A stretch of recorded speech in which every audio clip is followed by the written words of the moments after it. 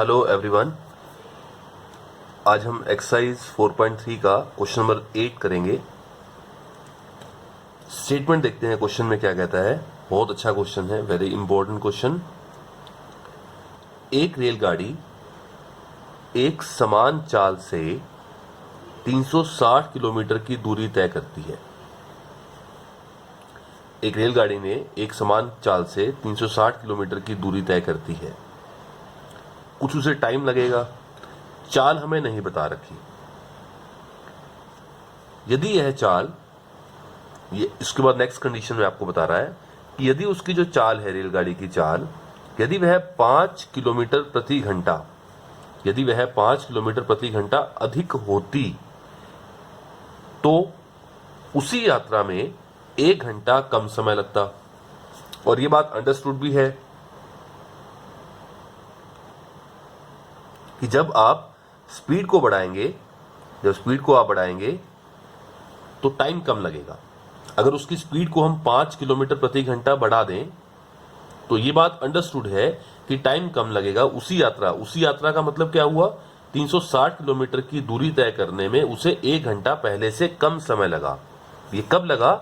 जब आपने क्या किया, जब आपने उसकी स्पीड को 5 किलोमीटर प्रति घंटे के हिसाब से बढ़ा दिया तो 1 घंटा कम उसे समय लगेगा वही दूरी तय करने में। तो आप रेलगाड़ी की चाल ज्ञात करें। तो ऐसा क्वेश्चन स्टार्ट करना है। मुझे रेलगाड़ी की चाल ज्ञात करनी है, नहीं दे रखी है, दूरी आपको बता रखी है। तो ऐसा क्वेश्चन स्टार्ट कैसे करते हैं, हम यहीं से मान लेंगे जो मुझे निकालना है कि मान लेंगे रेलगाड़ी की चाल है x किलोमीटर प्रति घंटा।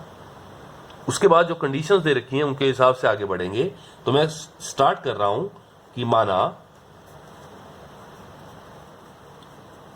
जो रेलगाड़ी है उसकी जो चाल है, वास्तविक चाल है, बराबरे x kilometre per hour. x kilometre per hour का मतलब कि प्रति घंटा, यानी 1 घंटे में वह x किलोमीटर की दूरी तय करेगी। ये इसका मतलब हुआ। मैंने मान लिया रेलगाड़ी की चाल बराबर x किलोमीटर प्रति घंटा। दूरी फिक्स है, जो दूरी उसे तय करनी है वो फिक्स है 360 किलोमीटर। तो समय कितना लगा? आप ये बात सोच सकते हैं कि मान लीजिए आपको 360 किलोमीटर की दूरी तय करनी है।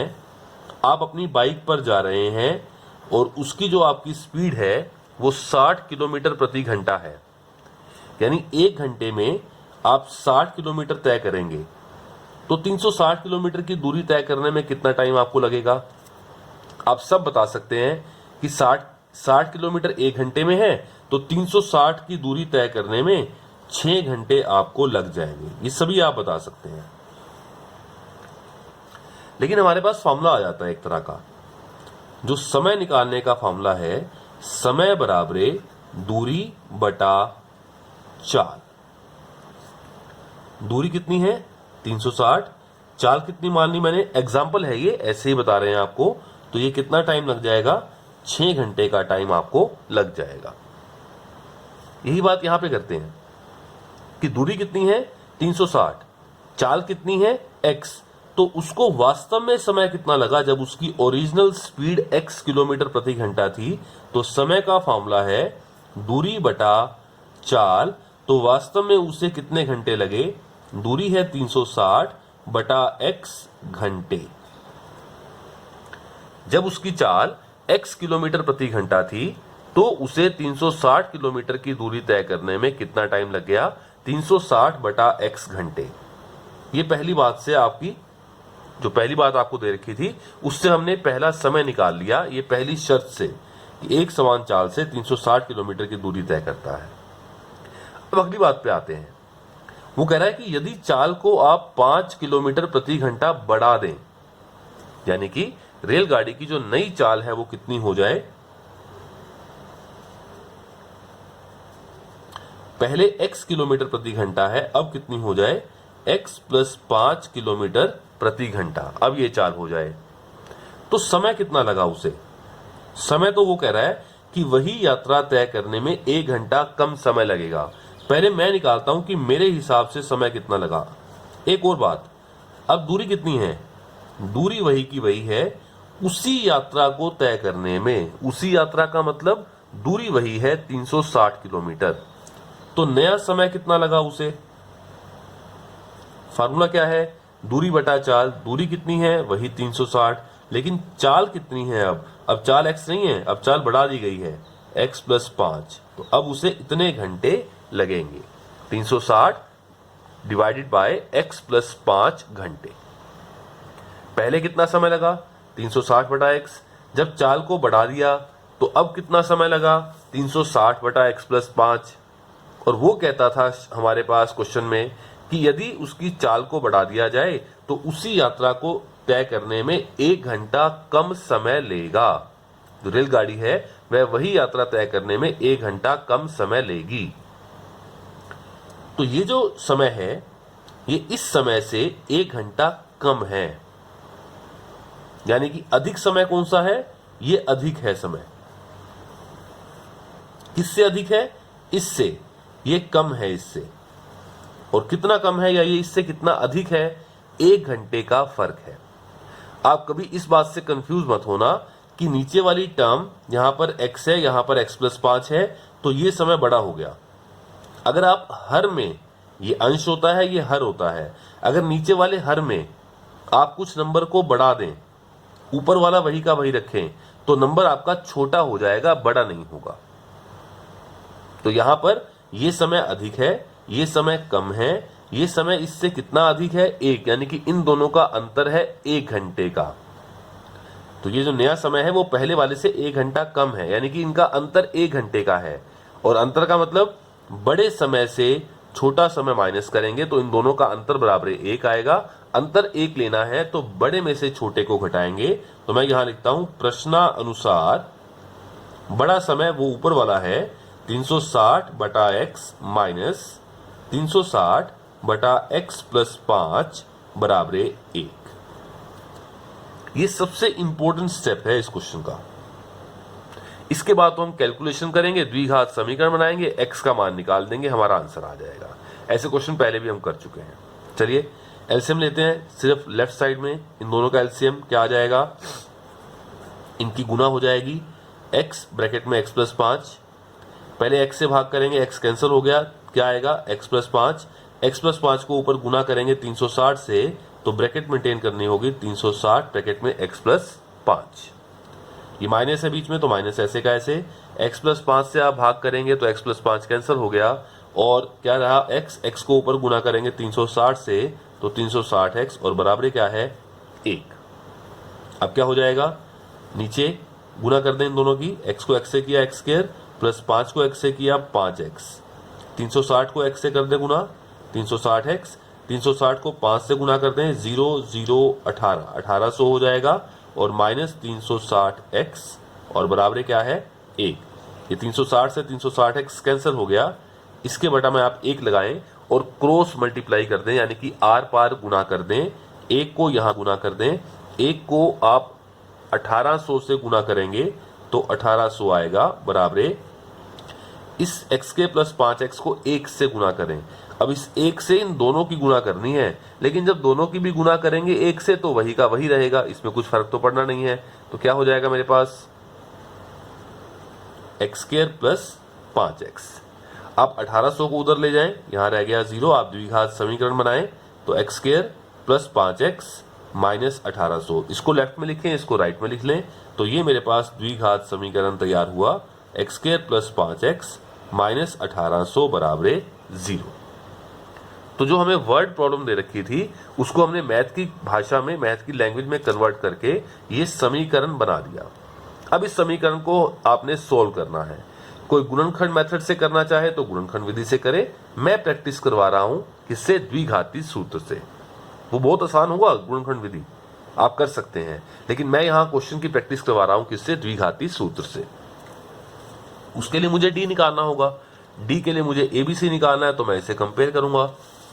किससे कंपेयर करते हैं इसे? डी निकालने के लिए हम इसे कंपेयर करेंगे व्यापक जो जनरल फॉर्म होती है ax² + bx + c बराबर 0 के साथ। कंपेयर किया तो a का मान क्या आया? गुणांक 1, b का मान क्या हो जाएगा? 5, और c का मान क्या आएगा यहां से? माइनस 1800। ये ABC हमने निकाल लिए। अब D निकाल लेंगे। D का फॉर्मूला आपको पता हो कि D बराबर क्या होता है, B² माइनस 4AC। तो ये बराबर है B का स्क्वायर यानी कि 5 का स्क्वायर माइनस 4 ब्रैकेट में A का मान 1 और C का मान माइनस 1800। 5 का स्क्वायर क्या हो जाएगा 25, माइनस को माइनस से गुना करेंगे प्लस 0 0 और ये 72, तो ये आएगा मेरे पास 7225। ये D का मान आ गया और जो D है ये 0 से बड़ा है। जो हमारा D आया वो क्या है, 0 से बड़ा। और जब D 0 से बड़ा आता है तो हम क्या कहते हैं कि हमारे पास जो मूल आएंगे वो क्या आएंगे, मूल वास्तविक और अलग अलग आएंगे। तो यानी कि जो हमारे मूल आने वाले हैं वो आएंगे वास्तविक और भिन्न। अब ये मूल हम निकालेंगे। मूल निकालने के लिए हम द्विघाती सूत्र लगाएंगे।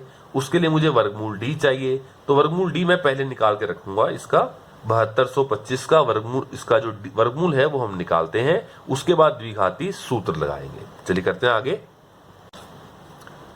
चलिए D हमने निकाला बराबर 7225। मैं इस D का क्या निकालता हूं, वर्गमूल। तो वर्गमूल D यानी कि वर्गमूल 7225। आपको याद है तो बहुत अच्छी बात है कि जो 7225 है वो 85 गुना 85 होता है। तो जोड़ा बन जाएगा, 85 बाहर आ जाएगा तो इसका वर्गमूल हो जाएगा 85। लेकिन याद नहीं रहता बहुत बार, तो नहीं रहता तो कोई बात नहीं। हमारे पास बड़ा अच्छा तरीका होता है, अभाज्य गुणनखंड विधि से हम इसके अभाज्य गुणनखंड बनाते हैं। 2 से भाग तो नहीं होता, 3 से चेक करते हैं। 5 और 2 7 और 2 9 और 7 16, इनका जोड़ 16 है यानी कि ये संख्या 3 से भाग नहीं होगी तो 5 से भाग करते हैं। 1 हमारे पास 2 बचेगा, 5 के 20, 5 के 20 और 5 पंजे 25, 5 दूनी 10, 8 और ये आ गया हमारे पास 9। अभी 17 से भाग होता है। 17 एकम 17, 11 बचा और 17 सते 119 और ये 17 एकम 17। तो इसके जो अभाज्य गुणनखंड बने हैं वो 5 गुना 5 गुना 17 गुना 17। इसका एक पेड़ बना, इसका एक पेड़ बना, पेड़ में से 5 बाहर, पेड़ में से 17 बाहर, तो ये आ जाएगा जो वर्गमूल D है वो कितना आ जाएगा 85, 85 हमारे पास आ गया। वर्गमूल D मैंने निकाल के रख लिया है और अब मुझे आसानी होगी द्विघाती सूत्र लगाने में। 2 मूल निकालते हैं द्विघात समीकरण के, मैंने बीच में लाइन लगा ली है। और पहला फॉर्मूला होता है x बराबर माइनस बी प्लस वर्गमूल D सारे के बटा में 2a, और दूसरा होता है माइनस बी माइनस वर्गमूल D और बटा में 2a। इनकी वैल्यूज पुट करते हैं हम। ये बराबर ये माइनस बी, बी का मान मैंने निकाल रखा था पहले, ए बी और सी का मान। तो हमारे पास मान है, ए का मान तो 1 है और बी का मान 5 है। तो -5 प्लस वर्गमूल D का मान मैंने पहले निकाल लिया 85 बटा में 2a, ए का मान था मेरे पास 1। अब -5 है प्लस 85 है, बड़ी रकम मेरे पास प्लस की है तो निशान प्लस का आएगा। 85 में से 5 गया तो 80 हो जाएगा और बटा में 2 और ये कैंसिल होके 40। तो पहला मूल मेरे पास आ गया है 40। x का मतलब क्या था, x का मतलब था रेलगाड़ी की चाल। तो रेलगाड़ी की चाल आ जाएगी 40 किलोमीटर प्रति घंटा, जो मुझे निकालना था। हाँ, हो सकता है 2 आंसर भी आ जाए। हम चेक करते हैं यहां से क्या आता है। ये बराबरी का निशान, ये माइनस बी का मान 5 माइनस वर्गमूल D का मान 85 और बटा में 2a, 2 ब्रैकेट में a का मान 1। दोनों माइनस है तो निशान माइनस का, लेकिन दोनों जुड़ जाएंगे 90 और बटा में 2 और ये आया 45। तो x बराबर -45। इसको हम छोड़ देंगे क्योंकि रेलगाड़ी की चाल है वो माइनस में आप कभी नहीं लेंगे, यह संभव है। तो इसे हमने क्या कर दिया, रिजेक्ट कर दिया। तो हमारा आंसर क्या आया, x आया 40। अब x का मतलब लिखें इस शब्दों में, तो लास्ट में आप आंसर लिख के आएंगे कि x का मतलब क्या था, रेलगाड़ी की जो चाल थी वो कितनी हो जाएगी, x किलोमीटर प्रति घंटा, यानी हमारा आंसर आएगा 40 किलोमीटर प्रति घंटा। ये आपका आंसर आ जाएगा। आप चेक करना चाहें कि आपका आंसर ठीक भी चल रहा है या नहीं, तो आप चेक कर सकते हैं एक बार। वैसे ही एग्जाम में साइड में, रफ साइड में जाकर चेक कर सकते हैं। आपको मालूम है दूरी कितनी थी, 360 किलोमीटर, और चाल कितनी आई है मेरे पास, 40 किलोमीटर प्रति घंटा। तो समय कितना लगा आप निकालें। जो वास्तविक समय है अगर वो इसी स्पीड से चले तो समय कितना आया, 360 बटा 40 यानी कि 9 घंटे। अब नई चाल कितनी कर दें, 5 किलोमीटर प्रति घंटा बढ़ा दें तो कितनी हो जाएगी, 45 किलोमीटर प्रति घंटा। तो नया समय क्या इस समय से 1 घंटा कम आता है, आप चेक करें, दूरी वही है 360 बटा में 45, 5 में 45, 5 सत्ते 35, 5 दूनी 10 और 9 अठे 72। तो कितना समय लगेगा उसको, 8 घंटे। पहले कितना लगा, 9 घंटे, अब कितना लगा, 1 घंटे। तो यानी अगर आपने चाल को 40 से 45 यानी कि 5 किलोमीटर प्रति घंटा बढ़ा दिया तो जो समय लगा वो पहले से 1 घंटा कम लगेगा, और लग भी रहा है यहाँ 9 घंटे और यहाँ 8 घंटे। तो यानी आपने एक तरह से चेक कर लिया कि आप जो क्वेश्चन अटेम्प्ट कर रहे हैं वो आप ठीक कर रहे हैं। तो ये था हमारा क्वेश्चन नंबर 8 एक्सरसाइज 4.3 का वेरी इंपॉर्टेंट क्वेश्चन।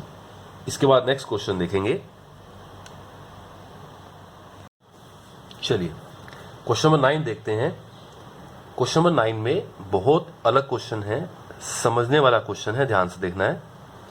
क्या स्टेटमेंट है कि 2 पानी के नल एक साथ एक होज को, होज का मतलब कोई टैंक बना हुआ है, एक होज को 9 से ही 3/8 यानी कि 8 में 72 और 3 75 यानी कि 75/8 घंटों में भर सकते हैं। ये कह रहा है हमें कि 2 पानी के नल एक साथ एक होज को 9 से ही 3/8 घंटों में भर सकते हैं। यानी कि मैंने देखा इसको तो ये 75/8 घंटे आएगा, इसमें भर सकते हैं। 2 नल है, वो कह रहा है कि एक बड़ा है और एक छोटा है। जो बड़ा नल है, बड़े नल का मतलब है कि जो उसका जहां से पानी आता है उसका व्यास ज्यादा है, तो ज्यादा पानी आता है उसमें से। तो जो बड़े व्यास वाला नल है, जो बड़ा नल है, होज को भरने में कम समय वाले नल से 10 घंटे कम समय लेगा एक होज को भरने में। यदि उसी होज को बड़ा नल भरे पहले एक बार, फिर एक बार छोटे वाले नल से भरे अलग अलग, तो जो बड़ा नल है वो छोटे वाले नल से वो 10 घंटे कम समय लेगा यदि अकेले अकेले भरें तो। लेकिन ये जो ऊपर टाइम दिया है आपको, ये 2 एक साथ जब चला दिया आपने तो दोनों नल मिलकर उस एक होज को 9 से ही 3/8 घंटों में भरते हैं। और बड़े व्यास वाला जो नल है वो छोटे वाले नल से 10 घंटे कम समय लेता है यदि अलग अलग से वो भरें। और हमें क्या ज्ञात करना है, प्रत्येक द्वारा अलग से होज को भरने का समय ज्ञात करें। तो हम क्वेश्चन को यहीं से स्टार्ट करने वाले हैं। जो मुझे निकालना है, मैं ये मान लूंगा कि जो बड़ा नल है वो उसी होज को भरने में x घंटे का समय लेता है। तो जो छोटा वाला नल आएगा, जो छोटे वाला नल हमारे पास आएगा, वो कितना समय लेगा, वो उससे 10 घंटे ज्यादा लेगा, x + 10। या आप ऐसे स्टार्ट कर लें कि जो कम व्यास वाला नल है या छोटा नल है वो उस होज को भरने में x घंटे का समय लेता है, तो बड़े वाला कितना समय लेगा, उससे 10 घंटे कम कर देना, x - 10, एक ही बात है। तो यहां से हम क्वेश्चन को शुरू कर रहे हैं, लेकिन समझना ध्यान से है, कई पॉइंट्स आएंगे बीच में हमारे पास। तो मैं क्वेश्चन को स्टार्ट कर रहा हूं, माना चलिए मैं छोटे की बात करता हूं। छोटे व्यास के नल द्वारा होज को भरने का समय बराबरे x घंटे। तो बड़े व्यास वाले नल का होज को भरने का समय ऑटोमेटिकली इससे 10 घंटे कम यानी x - 10 हो जाएगा। हमने ये मान लिया कि जो छोटा नल है वो उस होज को भरने में x घंटे समय लेता है, तो बड़ा नल उससे कितना टाइम कम लेगा, 10 घंटे कम लेगा, तो x - 10 घंटे लेगा। ये मैंने स्टार्ट कर दिया। अब जब दोनों एक साथ भर रहे हैं तो 75/8 घंटों में दोनों मिलकर उस होज को भर देते हैं। इसके लिए हमें पहले क्या करना होगा, इसके लिए पहले मुझे छोटे नल का 1 घंटे का काम निकालना होगा। जब आप ये कहते हैं कि एक होज को पूरा भर दिया, तो एक होज को भरने को मैं एक काम कहूंगा, पूरा एक काम, पूरा एक काम का मतलब मैं क्या लूंगा, एक होज को भरना। जब वह छोटा नल x घंटे में कितना काम करता है, एक काम। एक काम का मतलब एक होज को भरता है। आप भी सोच सकते हैं कि मान लीजिए आपने एक काम 5 घंटे में किया, तो आपका 5 घंटे का काम कितना हो जाएगा,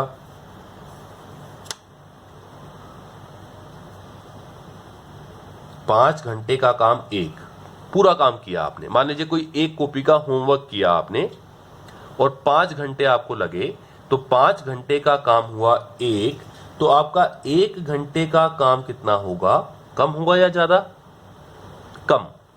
तो क्या होगा वो 1/5। यहां भी ऐसे ही है, छोटा नल x घंटे में एक नल को भरता है। तो मैं यहां पे ऐसे लिखता हूं कि छोटे नल का x घंटे का काम कितना है, एक का मतलब एक होज पूरा भर दिया।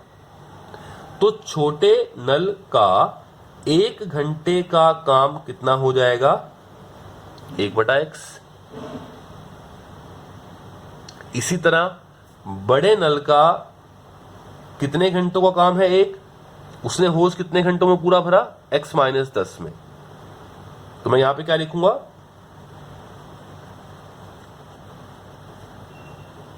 बड़े नल का x - 10 घंटों का काम बराबर एक का मतलब एक होज भर दिया इतने समय में। तो बड़े नल का 1 घंटे का काम कितना आएगा, 1/x - 10। अब ये छोटे नल का 1 घंटे का काम और ये बड़े नल का 1 घंटे का काम, लेकिन वो 1 घंटा नहीं चले। जब दोनों चले ना मिलके, तो दोनों मिलके कितने कितने घंटे चले हैं, 9 सही 3/8 घंटे ये चला और 9 सही 3/8 घंटे ये चला एक ही साथ, तो वो पूरा होज भर गया। तो मैं क्या निकालता हूं, मैं ये निकालता हूं कि छोटे नल का 1 घंटे का काम तो है 1/x, तो छोटे नल का 75/8 घंटों का काम कितना हो जाएगा, उससे गुना कर देंगे। इसी तरह बड़े नल का 75/8 घंटे का काम कितना हो जाएगा, इससे गुना कर देंगे और दोनों कामों को प्लस करेंगे तो पूरा एक होज भर गया। तो क्या आ जाएगा, बराबर एक काम। इससे हम शर्त निकालेंगे। तो मैं क्या लिखता हूं इसके बाद कि छोटे नल का 1 घंटे का काम तो मुझे मालूम है 1/x है। अब मैं लिखूंगा छोटे नल का, ये 1 घंटे का काम है मेरे पास, लेकिन मैं निकाल रहा हूं 9 सही 3/8 यानी कि 75/8 घंटों का काम। तो 75/8 गुना में 1/x, क्योंकि 1 घंटे का काम ये रहा, तो ज्यादा घंटे का काम कैसे निकालेंगे, गुना कर देंगे। तो ये मेरे पास क्या आएगा, 75 और बटे में 8x। इतना काम किया उसने 75/8 घंटे में।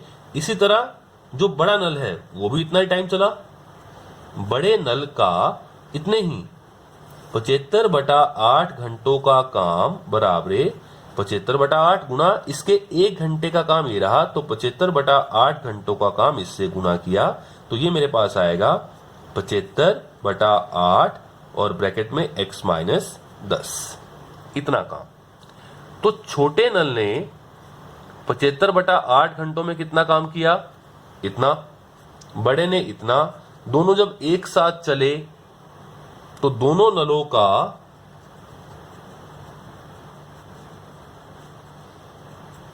75/8 घंटों का काम कितना हो गया, दोनों को प्लस कर दो, 75/8x प्लस 75/8 ब्रैकेट में x - 10। लेकिन मुझे तो ये दिया है कि जब दोनों नल एक साथ चले 75/8 घंटों के लिए उन्होंने इतना काम किया, लेकिन उसने तो ये कहा था कि उसने पूरा एक होज भर दिया दोनों ने मिलके इतने टाइम में, यानी कि दोनों का 75/8 घंटों का काम बराबर एक है, क्योंकि उन्होंने इस समय में पूरा एक होज भर दिया। तो प्रश्नानुसार लिखूंगा मुझे क्या गिवन है, क्या दिया है मुझे। तो प्रश्नानुसार ये जो दिया है ना 75/8x प्लस 75/8 ब्रैकेट में x - 10, ये कुल मिला के एक काम है, क्योंकि उन्होंने दोनों ने मिलके इतने घंटों में पूरा एक होज भर दिया, तो ये बराबर आएगा पूरा एक काम। तो ये सबसे इंपॉर्टेंट बात थी। और अब हम क्या बनाएंगे, इसको सॉल्व करके एक समीकरण तैयार कर देंगे। आसान कर सकते हैं आप थोड़ा सा इसको, कैसे? 75/8 यहां भी है, 75/8 यहां भी है। आप ऐसे करें, 75/8 ऐसे कॉमन निकालें, तो यहाँ पे तो 1/x रह गया, ये और ये कॉमन आ गए, तो 1/x - 10 रह गया बराबर 1। अब इसकी मदद से पहले मैं समीकरण तैयार करता हूं, फिर उसको सॉल्व करेंगे बाद में। तो ये 75/8, इन दोनों का एलसीएम नीचे ले लिया मैंने, x ब्रैकेट में x - 10, और अब क्या होगा, x से भाग करेंगे, ये कैंसिल, ये x - 10 ऊपर 1 से गुना करेंगे तो वही का वही रहेगा, प्लस x - 10 कैंसिल, x एकम x, और बराबर क्या आ गया मेरे पास 1। तो ये आ गया 75/8, और गुना में ये x और x कितना हो गया, 2x - 10, और नीचे भी आप गुना कर दें, तो चाहे तो ब्रैकेट मेंटेन कर लें, और क्या हो जाएगा, x को x से गुना किया तो x², और माइनस क्या आ गया 10x बराबर क्या आ गया 1। ऐसे आर पार गुना भी कर लेंगे अभी, लेकिन एक मुझे साफ दिखाई दे रहा है कि 2 यहां और यहां दोनों में से कॉमन निकाल पा रहे हैं आप, तो इसको कॉमन निकाल लेते हैं। जितना हम सिंप्लीफाई कर सकते हैं कर लेंगे इसको, लेकिन थोड़ा ध्यान से करना है कैलकुलेशन को। तो ये 75/8 गुना में 2 कॉमन, और ये x - 10, जब 2 कॉमन लिया तो ये क्या हो जाएगा, 2 पंजे 10, x - 5, और नीचे x² - 10x, और ये कैंसिल किया मैंने किस पे, 4 पे, ये ब्रैकेट है, और बराबर 1। अब आप चाहें तो गुना कर दें, 75 को ऊपर गुना करें, 75x बाहर ब्रैकेट के है ना, तो दोनों से गुना करना होगा, और -5 से गुना करेंगे तो ये हो जाएगा 375, और नीचे 4 से गुना करेंगे तो 4x² और -40x, और बराबर क्या है 1 के बटा में क्या लगाएंगे 1, आर पार गुना कर दें। 1 को यहाँ गुना करेंगे दोनों से, लेकिन वही रहेगा क्योंकि 1 है, और इसको यहाँ 1 से गुना करेंगे दोनों से तो वही का वही रहेगा। मैं एक बार यहाँ करता हूं इसे,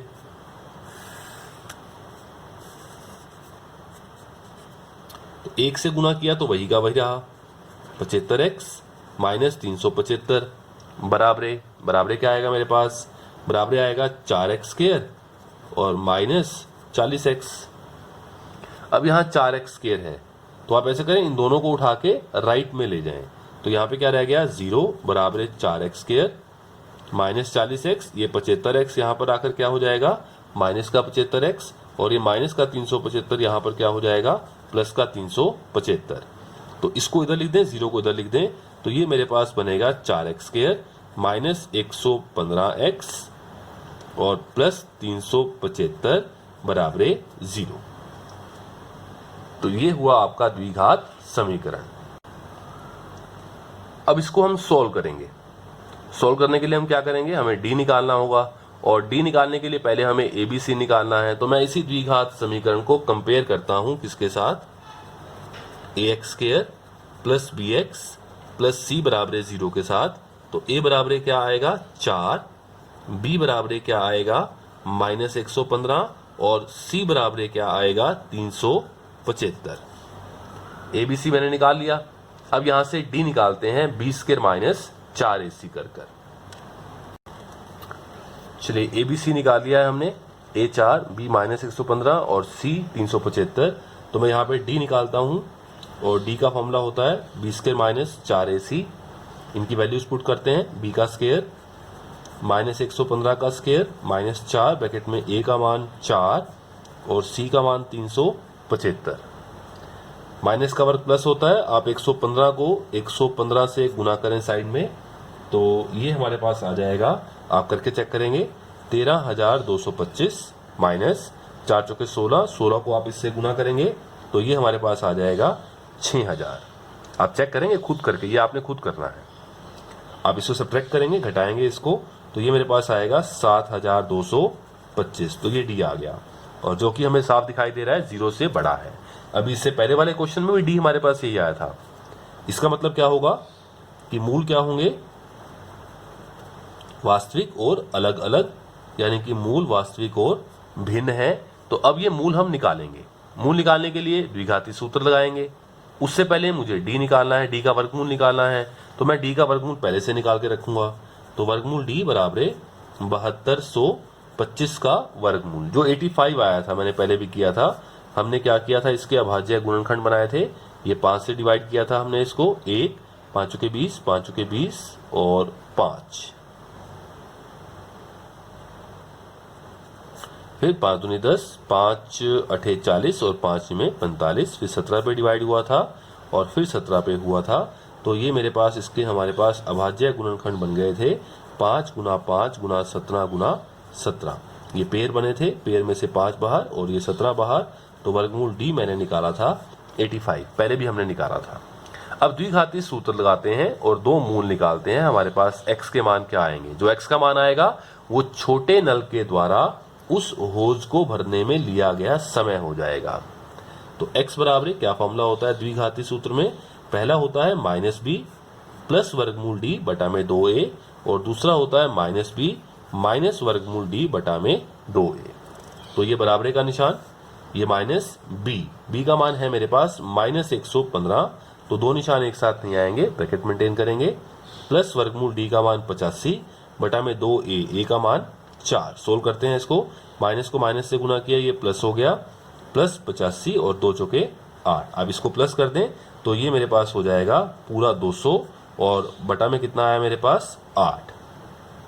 अब इसको भाग कर लें और 4 से हम इसको भाग करते हैं 50 और ये हो जाएगा 25 पूरा 8 से पूरा भाग कर सकते थे आप। तो ये हो जाएगा x बराबर 25, यानी कि छोटे नल द्वारा उस होज को भरने में लिया गया समय बराबर 25 घंटे। लेकिन बड़े का भी निकालना है, हम दोनों निकालेंगे यहीं पे। अच्छा, यहां से देखते हैं x का मान क्या आता है, -b का मान -115 माइनस वर्गमूल d का मान 85 और बटा में 2a का मान 4, माइनस माइनस प्लस हो गया, -85 और बटा में क्या आ गया मेरे पास 8। तो ये हो गया मेरे पास 30 बटा 8। मैं इसे 2 से कैंसिल कर रहा हूं, तो 15 बटा 4, यानी कि जो छोटा नल है उसे भरने में 15 बटा 4 घंटे लेगा। अभी तो मुझे दोनों आंसर में किसी को रिजेक्ट करने का चांस नहीं है, लेकिन देखते हैं कि 2 आंसर आते हैं या 1 आता है, आगे इसको चेक करना होगा। तो x का मतलब लिखते हैं। अब क्या हुआ, x का मतलब है छोटे नल द्वारा